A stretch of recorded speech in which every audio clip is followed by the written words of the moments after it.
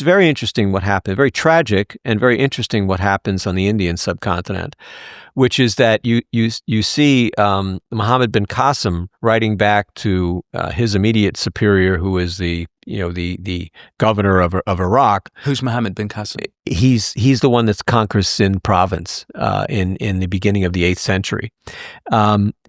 He's under orders, convert or kill. Convert or kill. That's the option for the Hindus because they're considered pagan peoples and they don't have a book that Islam recognizes at some level. And he basically communicates that it's impossible. You can't do this. It's not a practical thing to do. So grudgingly they apply the poll tax, the jizya, and the rules of the Sharia for non-Muslims. So he thought it was not practical. Is there any indication that he thought it was not moral?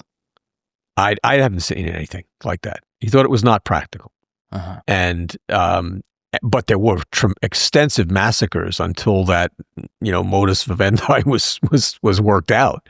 So these were the Hindus of northern Indian subcontinent. Exactly, northwest. Okay, so do we have any?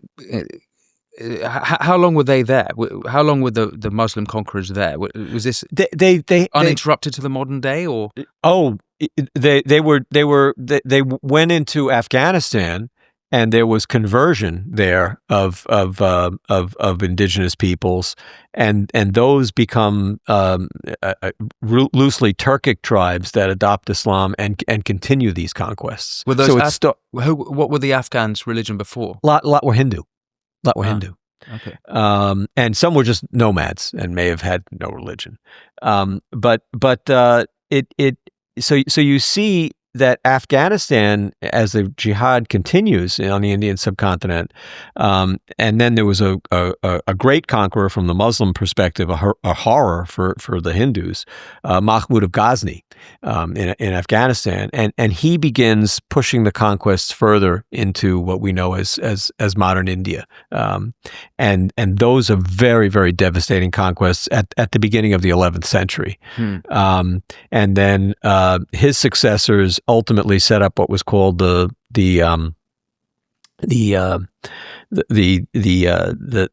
Delhi Sultanate. I'm sorry, and that lasts from 1206 to 1526, and that's succeeded by the Mughals.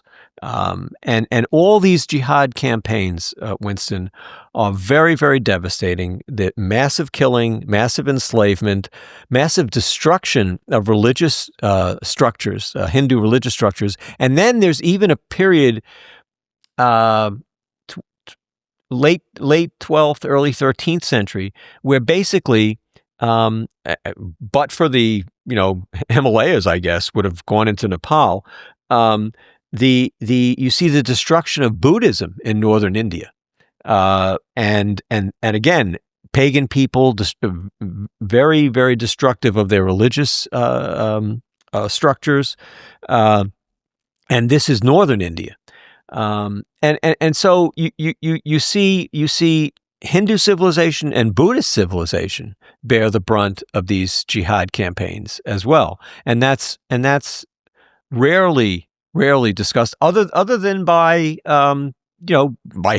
Hindus in India and Buddhists. Oh, so you've looked at the original sources for of the non-Muslims. Yeah. So you have two sets of sources. You have the very triumphal Muslim sources, which in many respects, I think there's a certain honesty, maybe some exaggeration, but not seeing these. What we would look at, and certainly in through a modern lens, as horrific, brutal conquests, they're very much celebrated. The numbers of Hindus killed are celebrated. So, do we have a sense of what the numbers were? Yeah. So what happened was, and this became very controversial. Although I was in preparation for this interview, I was rereading some of the debates. There's a great Indian historian of Islam, K.S. Lal, and he he calculated using whatever available demographic sources he could muster, and he documents them all. And some of it is very theoretical, very speculative.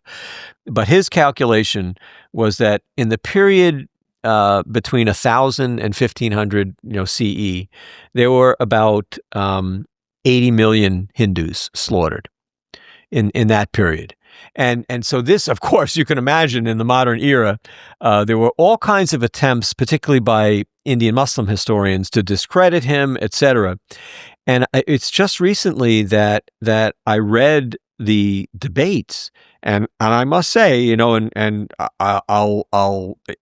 may be accused of being biased, but his reposts, his rebuttals, Hilal's rebuttals are very strong. And the attempted rebuttals by these Muslim historians are very weak, almost just name calling, essentially. And Lal, when were these debates happening? What are you referring to? 70s, the 1970s, 1970s. Okay. And then I think Lal wrote a whole chapter in a book that came out, I believe, in the late 70s, but also academic. I mean, these things were debated appropriately, and you see academic seminars, and then the proceedings are published. And I was just reading through it's about a 20-page essay that was at one of these proceedings, where Lal is responding to the written so-called rebuttals against him, and his responses are devastating, and they're full of, again, you are forced to make estimates of how accurately do you know the total population of Hindus in this period between 1000 and 1500. A lot of it's based on, certainly not the kinds of sources we would have in the modern era, but at least he makes an effort. The response of the Muslim historians is that he's lying. I mean, that's really what it boils down to. They don't really have substantive responses. And he, I mean, it's like, fishing in a barrel. I mean, he just takes them apart. So under the Delhi Sultanate and the Mughal successors, what is life like in India then? Is it a Muslim overlord elite? And so it's interesting you would put it that way. So the Muslim rule is the Sharia, okay, with all its restrictions on non-Muslims, there's this constant back and forth between the Muslim ulema, the clerics. They don't even like the idea that the Hindus have been granted this compromise. That, in other words, they're treated like dhimmi or zimmi is the way it's pronounced on the Indian subcontinent. They're constantly going, well, why are we granting them this? They should be slaughtered. And it goes back and forth, and obviously it comes to the same practical solution, which is that's absurd. We'll have no slaves. We'll have no means of productivity. It's an impossible task. And so, but it's just curious that you would see these debates recurring throughout this period. And then there's a lot of slaughtering of cows, because cows are sacred to Hindus, as a means of humiliation. That becomes another form of humiliation. What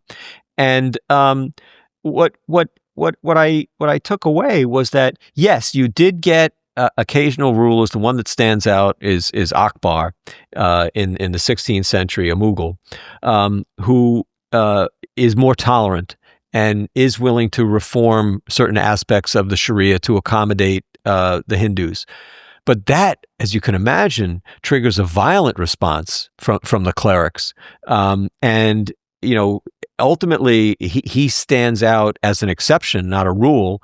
And the last Mughal emperor before the empire collapses is Aurangzeb, and he was one of the most brutal of all in terms of massacre and destruction of Hindu temples, etc. Now, the other part of the narrative, which I understand only in the most tenuous way, but the survival of the Hindus tells you something, is that there was constant resistance to this. The Hindus did not passively submit.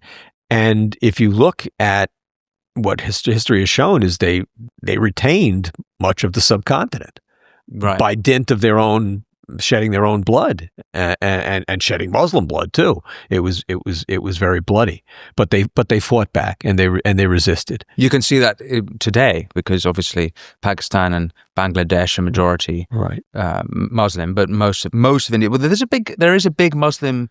Some of the group cities like Hyderabad are majority it's Muslim? still happening. Yeah. It's still happening. There's a much more. What do you mean it's still happening? The Islamization is still happening. It's still continuing in India, and the Muslim population in India is steadily growing. Some elements of it are much more moderate because of natural demographics. It's not growing because of jihad. It's growing because of natural demographics and some cultural jihad. I think that's what goes on. And what's cultural jihad? I would say proselytization. Some low-level violence.